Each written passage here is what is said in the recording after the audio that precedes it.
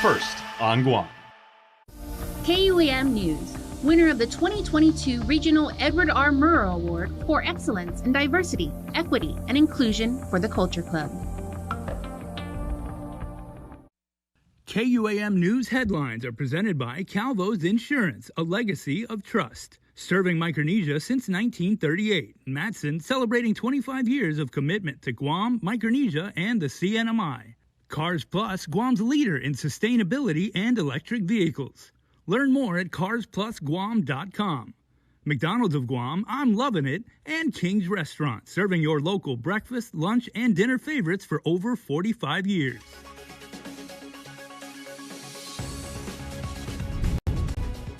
Ahead on KUAM News Primetime, meth, pipes, vapes, and cell phones found inside the Department of Corrections prison. Police now weeks into an investigation to find out if the items were smuggled in by an inmate or an officer. Plus, a grand jury decides what will happen next with a man facing murder charges following an apparent love triangle that ended deadly. Details from the courthouse. And bills proposing to save you more money on your power bill goes up for discussion. A look at the public hearing at the Guam Congress building. Half a day, everyone. I'm Nick Delgado. Welcome to Primetime. It's December already. The countdown to Christmas now begins. A large amount of meth and contraband is found inside the Department of Corrections prison. The discovery happening in early September following a shakedown. Prison leaders only speaking on it now after KUAM received images of the drugs. Authorities still investigating, uncertain if it was an inmate or an officer who smuggled it inside. Authorities are trying to pinpoint who brought this substantial amount of methamphetamine into the Department of Corrections prison.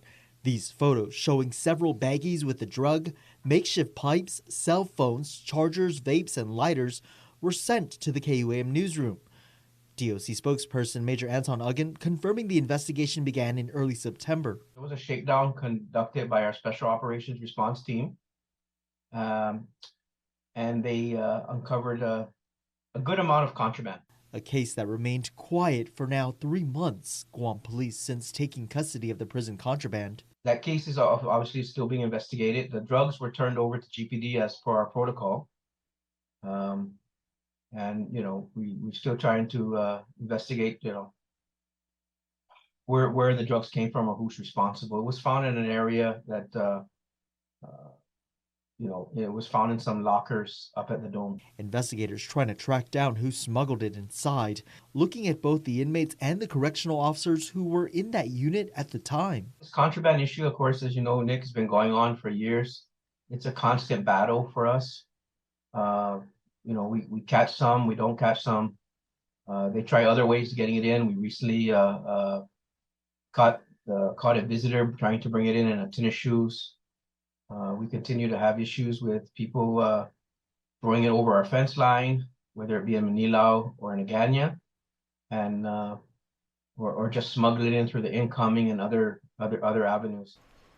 Now to news coming out of the Superior Court of Guam today. A grand jury handing down an indictment against 30-year-old Janice Tabata, facing charges of murder and aggravated assault in the deadly shooting of Edward Bamba outside of a Chalon Escuela home. On November 12th, Tabata allegedly pulled the trigger after the pair got into an argument over a woman both had dated. The bullet hitting Bamba in the chest, Bamba later dying at the hospital. Tabata remains locked up on a $250,000 cash bail. He is set to answer to the charges on December 6th. A man who was shot multiple times and survived following an argument that unfolded in Hague last year told the court today he wants financial restitution for his injuries and the trauma he suffered from in the shooting. This as the man accused of pulling the trigger admitted to the crime. Randy Nelta, who you see there on your screen, pleaded guilty to aggravated assault before Superior Court Judge Maria Senzon today. The agreement letting Nelta off the hook for the attempted murder charge. He was sentenced to serve 1 year and 10 months in total in prison with credit for time served. That means Nelta is expected to get out of prison the week before Christmas. It's been a week now since that tragic accident atop a crane at the Port Authority of Guam. Authorities not yet ready to say how it happened or confirm the victim's name. Officials with federal OSHA confirming, however, with KUAM they are investigating the incident that left one man dead. Port General Manager Roy Respicio briefly discussing the case with board members during their meeting. All I could say is that the matter is before the Coast Guard, United States Coast Guard, and OSHA. We are providing all the support that these regulators need in order to continue and complete their investigation. Our prayers go out to Guam Shipyard employee, family, and we just do whatever we can and provide whatever assistance we can so that we can get to the bottom of this issue. It was last Friday, first responders to recover the man's body. We will continue to follow the investigation. A bump in pay for a handful of management in the Guam Power Authority and Guam Waterworks Authority. The Consolidated Commission on Utilities approving the salary adjustments during a special meeting. Daniel Perez with a report, speaking with one CCU member who explains why the raises were needed. $30,000. That's the total amount management and attorneys at the Guam Power Authority and Guam Waterworks Authority will get come January 1st. Consolidated Commission on Utilities Simon Sanchez says 6 were given pay raises, some of whom never got a raise in the last half decade. We rate them on a scale of 1 to 5, with 3 meaning you meet expectations, 4 meaning you exceed expectations, and 5 you greatly exceed expectations. All of our management team received scores no less than 3.6. Sanchez says Guam Power Authority General Manager John Beneventi was rated 4.09 out of 5. He was given a $9,000 pay raise from $225,000 to $234,000, his first since 2015. Guam Waterworks Authority GM Miguel Bordalio also seeing a pay increase after 6 years. He was given a 5% increase, increasing his salary to $184,340, about a $9,400 increase. Also approved for raises GPA CFO John Kim, GWA CFO Taling Taitano, GPA Legal Counsel Graham Botha, and GWA Legal Counsel Teresa Rojas. Sanchez says these increases will come directly from GPA and GWA and not from ratepayers. None of the pay increases will result in any kind of rate adjustment. They're all going to be paid out of existing revenues from GPA and GWA. Sanchez adds the increases were necessary to retain their leadership and their commitment to achieve renewable energy in the near future. Daniel Perez, KUAM News. Well, you can expect the $100 a month power bill subsidies to continue. 2 very similar bills to fund a 5-month extension were discussed at a public hearing Wednesday and will almost certainly hit the session floor this month. Nestor Lecanto reports. One way or another, the $100 a month government assistance to help pay for soaring power bills is expected to continue. Speaker Therese Terlahi and Appropriations Chairman Joe San Augustine have both introduced measures to do so. GPA says it welcomes it, but takes no stance on how to fund it.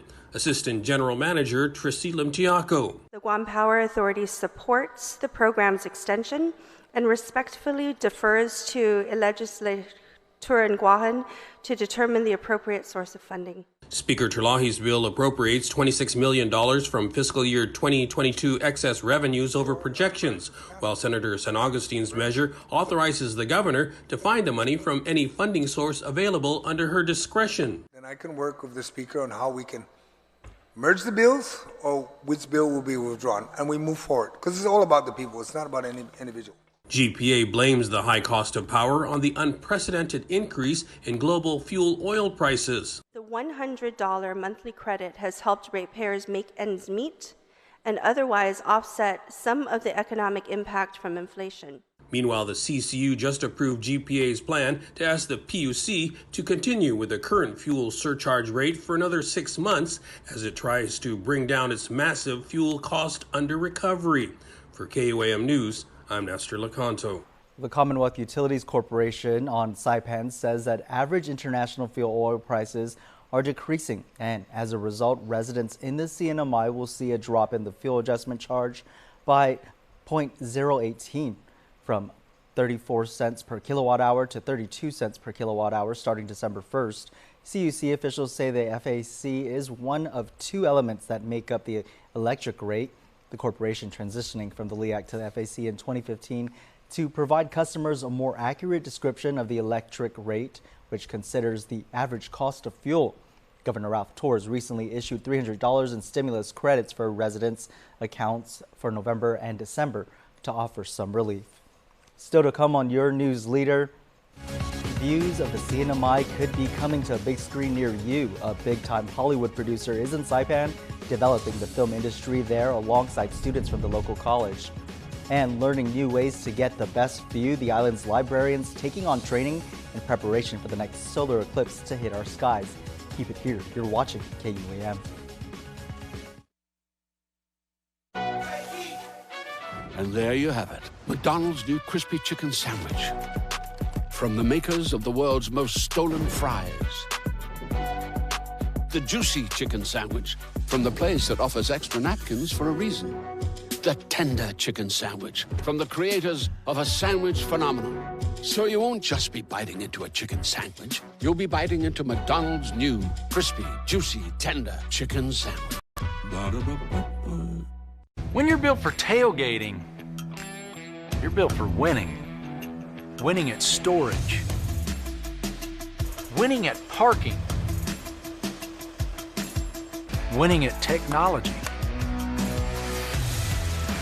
Winning at comfort. Winning at winning.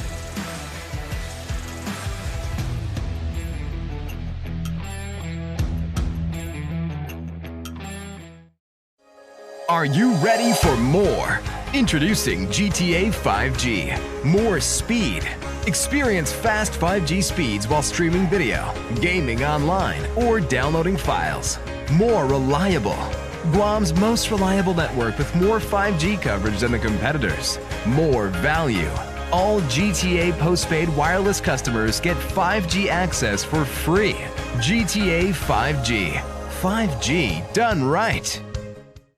My name is Leonza Selvage, and I have a 4-year-old daughter who goes to lots of learning daycare. So with the rising cost of living, it helps tremendously with bills. I don't have to worry about paying for childcare services. Knowing that this program is offered to our people, most especially our children, I think something to definitely be grateful for. I learned about Programan Panilan from the mayor's offices here, and my initial reaction to the program, I was actually in disbelief that this program offered free childcare services to our people. I wanted to give my mom a break for a little bit, so when I found out about the program, I jumped right on it. I was relieved because childcare at no cost. I'm thankful for this program because I don't have to worry about it. I'm grateful to the governor, the lieutenant governor, everyone behind the scenes that made this happen. Need help paying for childcare? Guam families can receive financial support through Programan Pinilan. Learn more and apply at guamchildcare.com. Welcome back. Confirmations hearings got underway today for a critically needed 8th judge for the Superior Court of Guam. Attorney John Chalahi has been tapped by the governor to fill a newly created seat on the bench as the judiciary continues its years-long struggle to ease a huge case backlog. Dozens of supporters praising his nomination, including friends, relatives, fellow lawyers, former judges, business people, and Catholic clergy leaders. Chalahi also testified, citing his family background and experience as an educator. I would like to read part of the statute. Today's hearing is an important part of the process, not only for this committee to get to know me, but for the people of Guam as well to know me, as they will be the people who will be served by this nomination. I am a middle child with 5 older and 5 younger siblings. If there was ever a place to learn patience and humility, it is being a middle child of a large family. During my time as an attorney, I had almost daily appearances at the court and interactions with clients. I love that interaction and relationship building. I will miss that the most, as well as the opportunities to assist the people. Attorney Chalahi has been in private practice for the last 20 years and most recently represented the Archdiocese of Hagåtña in the clergy sex abuse case. His nomination could be voted on as soon as this month's legislative session.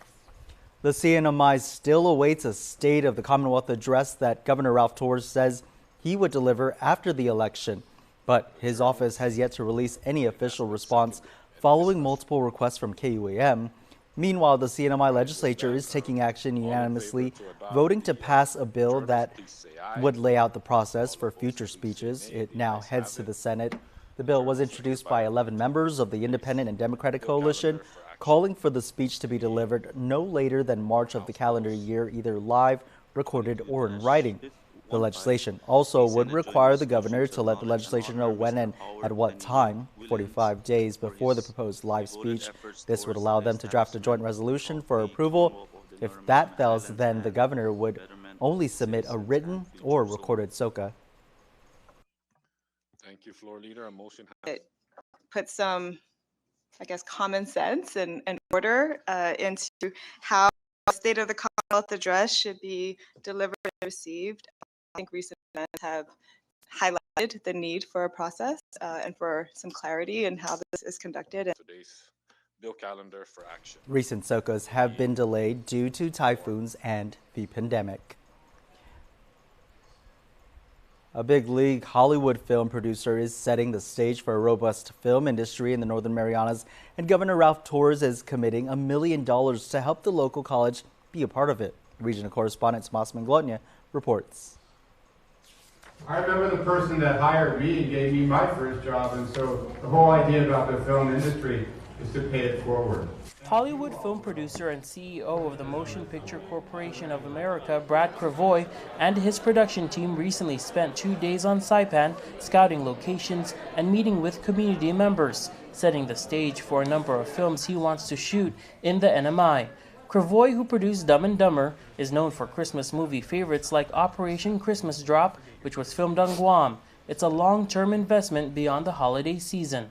I've always believed in our talents here, and so finally in June I got another opportunity to hang out with him, and so I again continue the effort of relentless, continue to ask him to come here, work with NMC. Torres committed $1 million to the Northern Marianas College for the creation of a film program where much of the training and mentorship will happen under Cravoy's team. They really are invested. They want to invest in us. They don't want to just bring in everybody and then shoot what they want to shoot and then leave. They want to train up our people. They want to create a film industry here.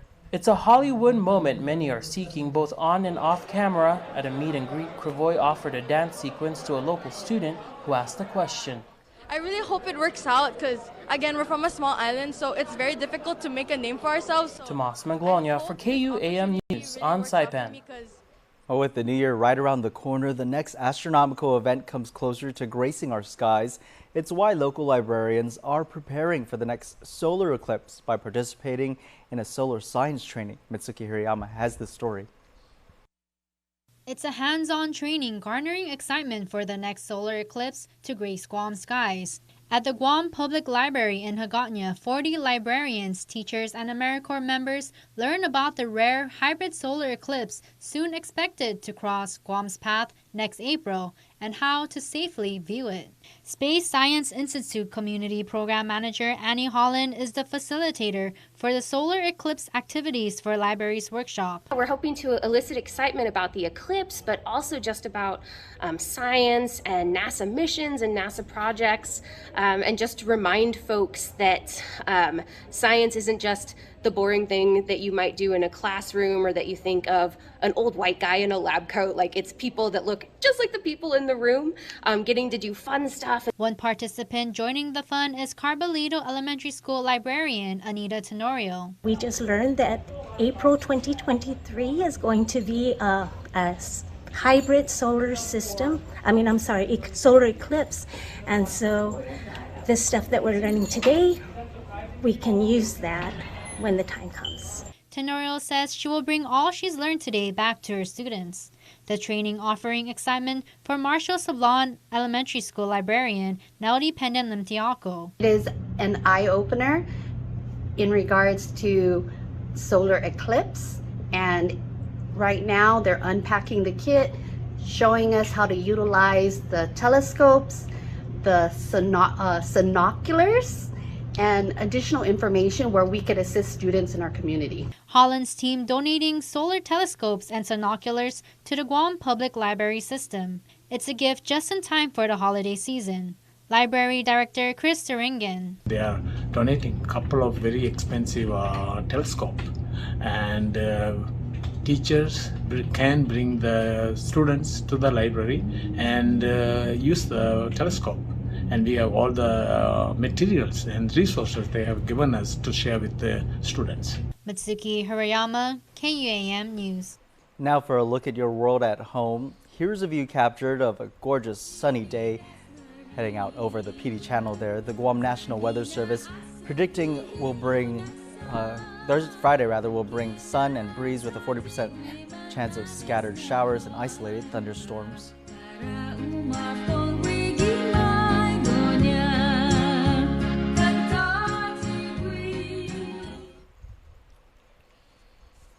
I can't make that amount work right now. Mom, what is it? Can I get new basketball shoes? We'll see. Can I please have $20 for my field trip? I don't know. Can I go to my friend's house after school? Anak, hindi pwede. We're all trying our best to make ends meet. The governor's childcare programs are helping businesses and working families care for Guam's kids. This ad is paid for with funds administered by the Department of Public Health and Social Services. Visit guamchildcare.com to apply today. Howdy, folks. Nobody loves a Guam potluck more than I do. That's why I always bring my world-famous chicken, served any way you like it. Original recipe, extra crispy tenders, Kentucky Fried Wings, and more. All right. And nothing completes a meal like KFC's signature sides. Hot mashed potatoes with gravy, coleslaw, and a flaky biscuit. The world's favorite chicken, right here on the island, and only at KFC Guam. Whoops! Well, it is finger-looking good. Mobile offers a new and convenient way to fuel your vehicle. Pay gas and go. No need to line up inside the store. Press preset. Enter whole dollar amount without decimals. Press loyalty ID and enter your mobile number or insert Smiles card. Insert and remove payment card or tap contactless credit card. Begin fueling. And don't forget to grab your receipt. Pay gas and go. It's that easy. KUAM Sports is brought to you by Docomo Pacific. Better together.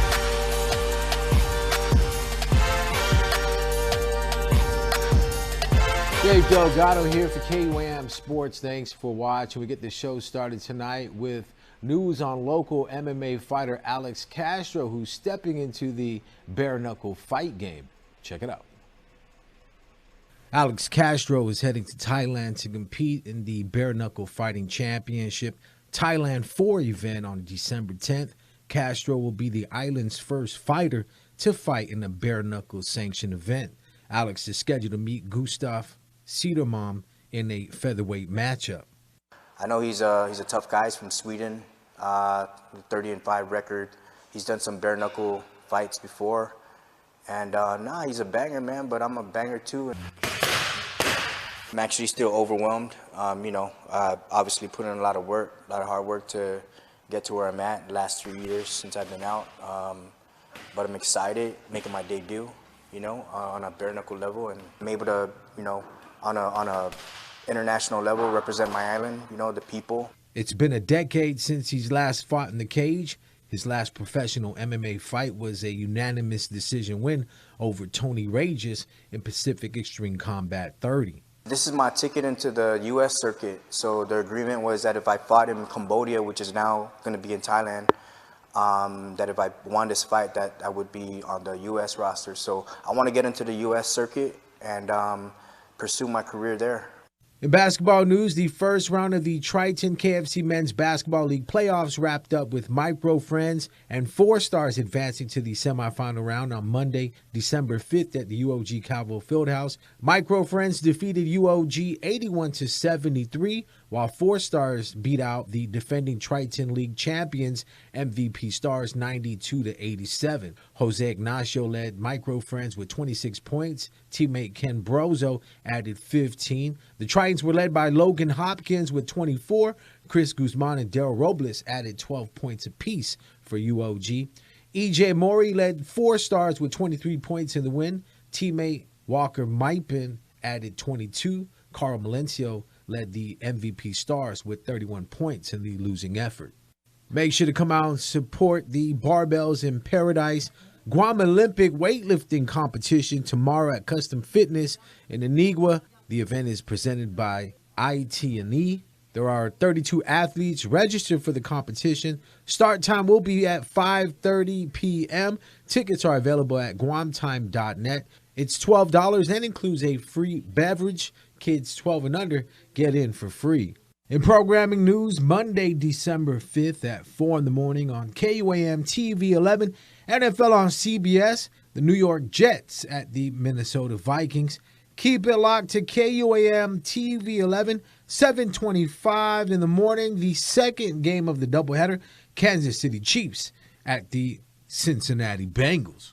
Keep it locked to the stations of KUAM and switch the channel over to KUAM TV 8 for some Sunday night football. 11:15 in the morning, it's the Colts taking on the Dallas Cowboys.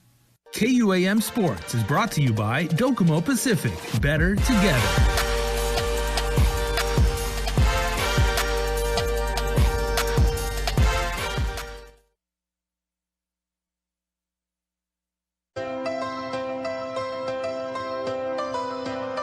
When we face an uncertain path, when we struggle with life's challenges, and when the unexpected happens, it's a beautiful day. We rely on the people we trust, it's a beautiful, who we can always count on. And the ones who give us the most care throughout the years. Rely on Calvo's Select Care to give you the comfort and security you need wherever you are. Federal employees and annuitants, enroll today.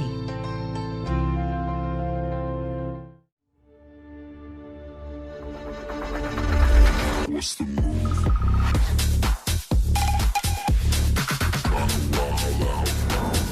Catch a groove. She said, where you going? What's the move? Kinda wild out. Catch a groove.